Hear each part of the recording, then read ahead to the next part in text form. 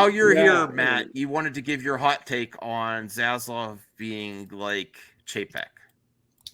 Yeah, I mean they're both boomers who don't understand that don't understand what it is they're in control of. You have to understand about Zaslav is he only cares about Discovery content. Notice how it's all about that. Oh yes, he does.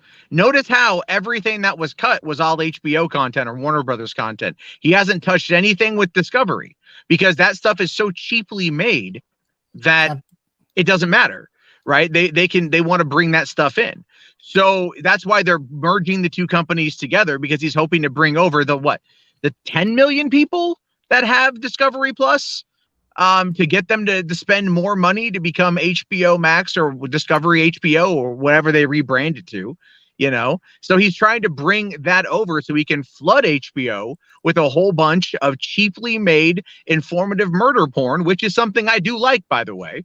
But that's what he does. And so he'll focus on some of the big name stuff for HBO to end up, bolstering that out, and focus on, theatrical shit. But he killed all confidence with animation, all confidence with new animation. Let's be real. But I will say, hold on a second. Can you define murder porn? Informative murder porn. Murder porn. Like true crime documentaries, like like IDTV is informative murder porn. Yeah, I hate that. I hate those things too. I'm with you. I hate those things too. But I would say this. Oh no, I like all that stuff. I recognize it for what it is. Yeah, but I'm going to roll back to the fact that Zaslav had a meeting with Christopher Nolan and Spielberg recently. No, he had lunch and they stopped by. They were at the Warner Brothers cafeteria. That's all it was. It was it was just like it wasn't a meeting. It wasn't a meeting, Sean. No, it was just they were hanging out having lunch, and the other guy showed up. That's it. But if you don't think that, do I think that they talked? Yeah, absolutely. Sure. Yeah. But dude, remember, this is a way to. But Sean, I gotta push back though, man, because you say a lot of things and like you get a lot of things wrong. So I gotta you do. You said the other day that Twitter had 83 million users when it's got 400 million. You just put words in my mouth a little bit ago, saying that I made a comment at Henry Cavill's performance when he's been my favorite Superman, and I've been very open about that. So when you say things, I'm gonna research them. I'm gonna pay attention, because the people here they use your job as a way to push validity, and you've been wrong on stuff. And so it's I want to say where I'm at with it. Before Sean responds, I want to say maybe he misunderstood your stance, because you were saying that no. He said, as Jarbo would say, and I never said that. I never said that. You were saying he's too old. Saying someone is too old for maybe is not nothing to do with performance, nothing to do with the wooden performance, nothing on that front. I'm very open about my opinion. So if you're going to say I said something, I'll back it up or I'll deny it. Okay, but that's where we are with this. So if you guys want to talk about movies, I'm saying, like, Sean, you've been wrong on a few things. You may just want to pump the brakes on some stuff and go look it up first. If you're talking about Twitter users, are we talking about the United States? Or are we talking about globally? We were talking Twitter in general, and you didn't specify. So Twitter in general, when we talk Twitter in general. Okay. Well, I was thinking in the United States, and I thought the last time I heard it was 83 million people in the US use Twitter, but saying that is like something I get stuff wrong all the time. No, not really. But I listen, and I'll fact check as you're talking, and then I do look it up.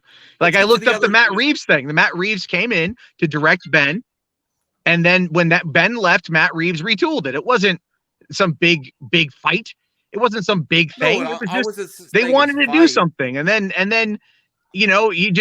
that's what happened. It's just they came on in. Ben left due to the fact that he was an alcoholic who had cheated on his wife, destroyed his marriage, cost the company $75 million in losses with Live by Night's failure that they're so bad they dumped it in January. And then he left, and that's okay because he got the help and he's coming back. That's great. But that's what happened. That's the reality of what happened. So you can't say no, but then Max, you said, but they waited for Zach, which they didn't do.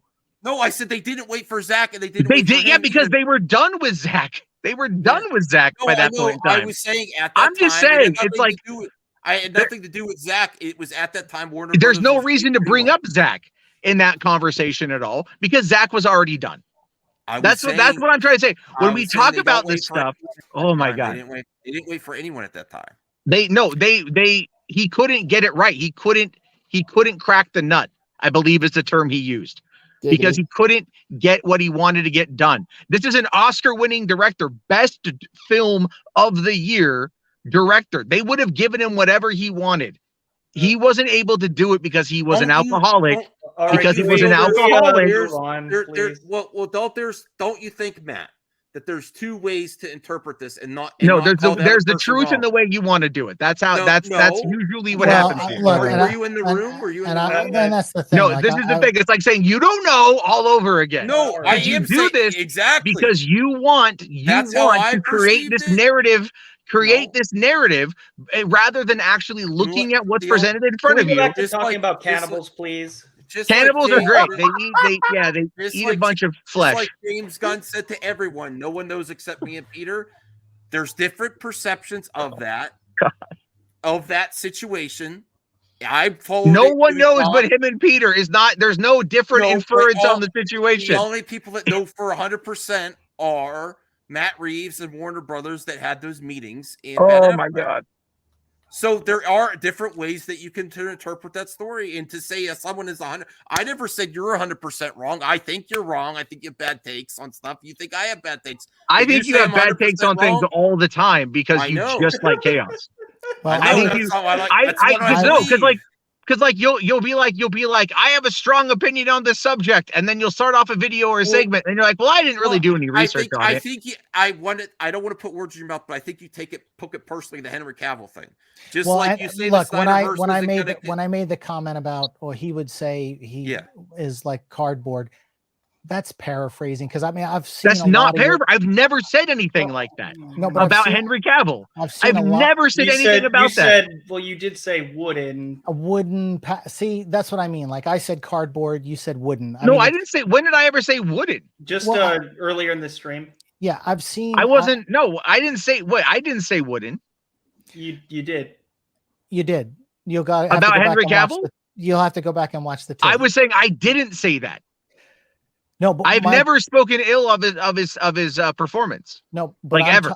I'm talking about sometimes when I follow some of the Twitter threads that you're on, and you like to poke bears because I see you do it. You know, I do it all the time. That's it. That's your thing. I get entertained by that. But I've seen a lot of your, even one of your things was something the other day about say his name. About Dwayne Johnson, and I get it, but I've seen, you haven't been always thrilled about Henry Cavill. So I have. It's not my issue with Henry Cavill is not about whether or not it's about the company, not about the man. I feel that the man has got bad representation that have led him astray for years. I've openly said that the utter failure of Justice League in 2017 not only damaged the brand of Superman, but it ultimately damaged Henry Cavill as a talent. Which is why he went to Netflix for years. And now that they made this deal to bring him back, that they got him back over at Warner's for this thing that may or may not even happen because we don't know what James Gunn and Peter Safran want, although I do believe he will come back. That's what I'm talking about.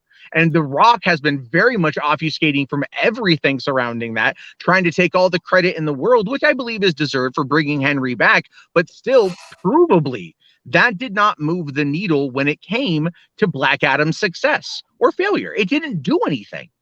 He carried that movie's marketing.